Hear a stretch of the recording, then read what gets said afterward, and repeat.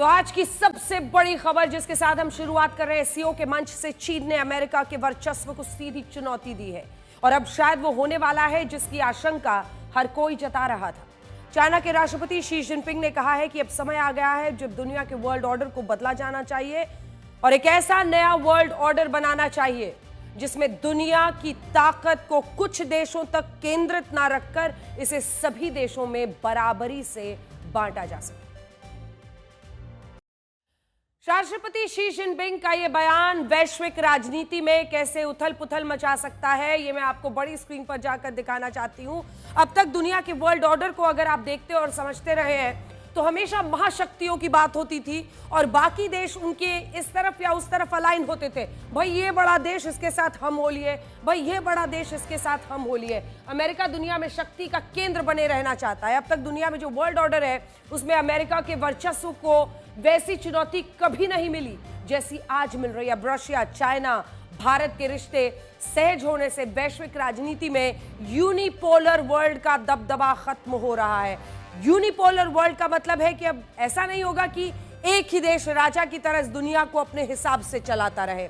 अब दुनिया की राजनीति में मल्टीपोलर वर्ल्ड का दबदबा बन रहा है जिसमें कोई अकेला देश पूरी दुनिया पर हावी नहीं हो सकता है। इससे पहले देखा जाता था कि महाशक्तियों के तौर पर यूनाइटेड स्टेट्स ऑफ अमेरिका है तो यूएसएसआर, जिसका दबदबा माना जाता था कि एक उस तरफ तो एक इस तरफ, और यहीं से सारे देश ये तय करते थे कि वो अमेरिका के साथ अलाइन करना चाहते हैं या वो यूएसएसआर के साथ अलाइन करना चाहते हैं। लेकिन सदियां बीती, परिस्थितियां बदली और आज ना वो जज्बात है, ना वो तौर है, ना वो तरीका है। हर देश चाहता है स्ट्रेटेजिक ऑटोनॉमी अपनी विदेश नीति में, और इस विदेश नीति में रणनीतिक अगर स्वतंत्रता चाहिए तो उसका ये फैसला जो देश हित में होगा वो खुद लेगा और ये तय करेगा कि उसको किस देश से कितना रिश्ता रखना है और कैसे अपने देश को हित को देखना है। अमेरिका दुनिया में शक्ति का केंद्र बने रहना चाहता है और ऐसे में China, Russia, Bharat multipolar world की मांग करते हुए एक ट्रॉयका बनाते हुए दिखाई दे रहे हैं, जिसमें अगर आप देखिए तो अकेला देश पूरी दुनिया पर अब हावी नहीं हो सकता और इस बार के एससीओ समिट ने इस पर अपनी मुहर पूरी तरह से लगा दी है। आप इन तस्वीरों को देखिए जिनमें भारत के प्रधानमंत्री नरेंद्र मोदी, रशिया के राष्ट्रपति व्लादिमीर पुतिन और चीन के राष्ट्रपति शी जिनपिंग के रिश्तों में एक नई सहजता नजर आ रही है। वैसे कूटनीति की दुनिया में तस्वीरों का बहुत महत्व होता है और ये तस्वीरें भी उन्हीं में से एक है जिनमें आप देख रहे हैं, चाहे व्लादिमीर पुतिन हो या फिर शी जिनपिंग जिनसे जाकर पीएम मिलते हैं, एक चर्चा हो रही है। ये तस्वीरें उन्हीं में से एक है जिनमें रशिया, भारत और चाइना का एक सिचुएशन ट्रायंगल दिख रहा है। हम बार बार आपको इसीलिए कह रहे हैं ये सिचुएशन ट्रायंगल है जिसमें भारत ये जानता है कि उसे अपने रिश्ते किस तरह से मनूवर करने हैं अन्य देशों के साथ और कैसे, कौन सी छवि कब विश्व के सामने रखनी है।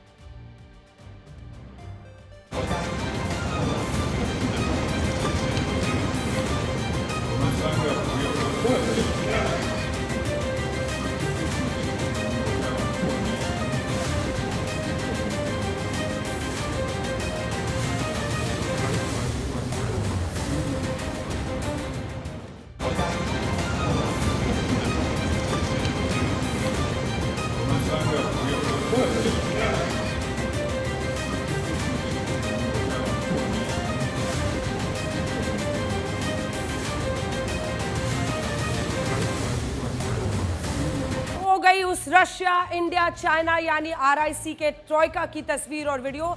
इस वीडियो में आपको पाकिस्तान के प्रधानमंत्री शहबाज शरीफ को भी देखना चाहिए। जिस वक्त प्रधानमंत्री मोदी और राष्ट्रपति पुतिन एक दूसरे से बात करते हुए जा रहे थे, शहबाज शरीफ के सामने से गुजर रहे थे, तो शहबाज शरीफ की नजर सीधे इन दोनों नेताओं पर पड़ी और शायद वो भी सोच रहे होंगे कि पाकिस्तान के ऐसे दिन कब आएंगे जब रशिया के राष्ट्रपति उनसे बात करते हुए आगे जाएंगे। ये देखिए वो उस मोमेंट का जिसको आप कह सकते हैं एक स्नैपशॉट है जिसमें आपको दिख रहे हैं पीएम और पुतिन वहां से बातचीत करते हुए जा रहे हैं और वो शाहबाज बूट पॉलिश पीएम किसी दरबान की तरह खड़ा साइड।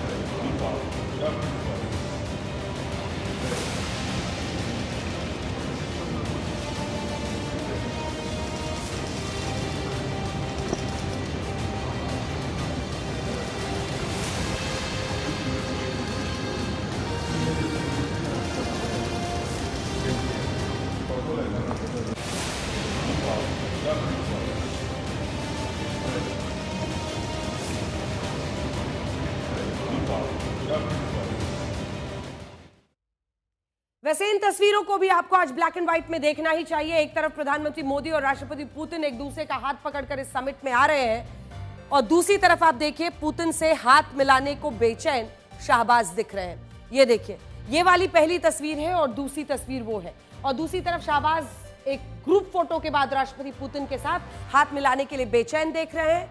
लेकिन ऐसे देखिए, वो आगे बढ़ते चले जाते हैं और यहां पर पीएम के साथ वो आगे बढ़ते हुए दिखाई दे रहे हैं। एक एक वीडियो, एक एक तस्वीर बहुत कुछ कह रही है और अगर आप इस समिट की एक एक मुलाकात और बयानों को गौर से देखेंगे तो आपको प्रधानमंत्री नरेंद्र मोदी के बारे में एक खास बात पता चलेगी। जैसे इस समिट से ये पता चला कि भारत ने चीन के साथ अपने रिश्तों को सुधारने में कोई भी जल्दबाजी नहीं दिखाई है। अगर ऐसा होता तो भारत चीन के बीच नए समझौतों पर जो बातचीत होती और इनका ऐलान भी किया जाता, लेकिन इस सम्मेलन में भारत ने जिस तरह से अपने कदम बढ़ाए उससे ये पता चलता है कि हम चाइना के साथ अपने रिश्तों को सहज बनाने के लिए तैयार हैं, लेकिन साथ ही हम किसी जल्दबाजी में नहीं हैं। प्रधानमंत्री मोदी और राष्ट्रपति शी जिनपिंग के बीच जो बायलैटरल, जो द्विपक्षीय वार्ता हुई है, उसमें हमने अपने सभी मुद्दों को उठाया।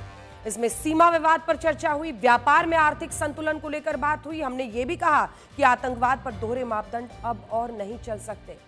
हमारी सबसे बड़ी जीत यह है कि एससीओ समिट में जॉइंट डिक्लेरेशन में पहलगांव आतंकी हमले की कड़े शब्दों में निंदा की गई और इसकी एक कॉपी मैं भी अपने साथ ले आई हूं, जो मैं आपको दिखाना चाहती हूं।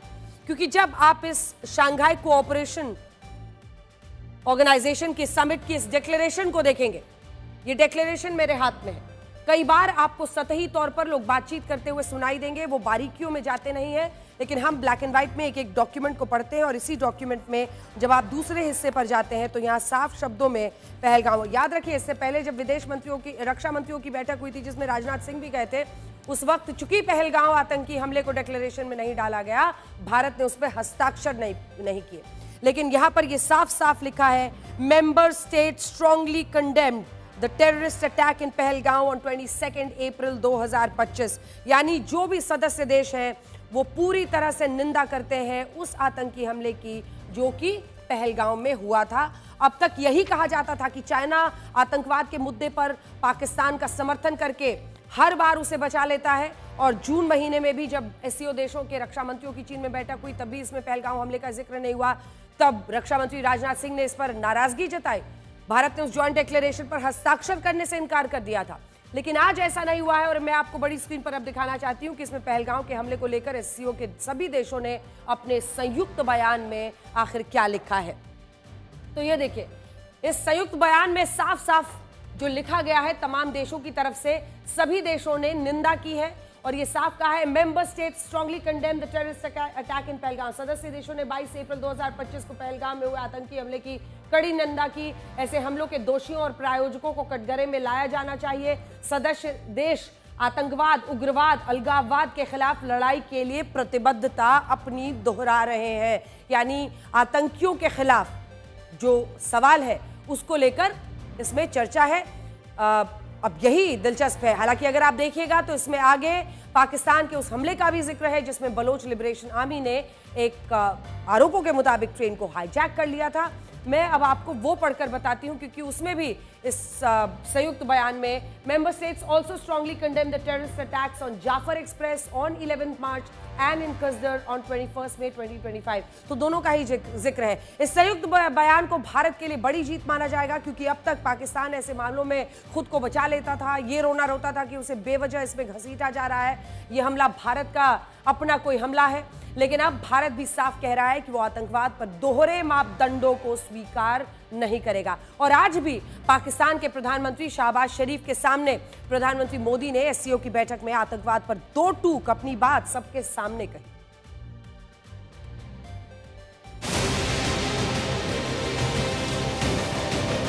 हाल ही में हमने पहलगाम में टेररिज्म का बहुत ही घिनौना रूप देखा।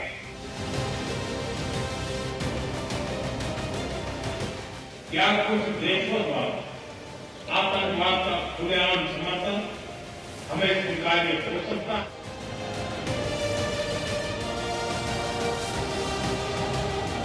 आतंकवाद पर कोई भी डबल स्टैंडर्ड स्वीकार्य नहीं होगा। हमें मिलकर आतंकवाद का हर रंग में, हर रूप में विरोध करना होगा। आतंकवाद सिर्फ किसी देश की सुरक्षा ही नहीं, बल्कि पूरी मानवता के लिए एक साझा चुनौती है।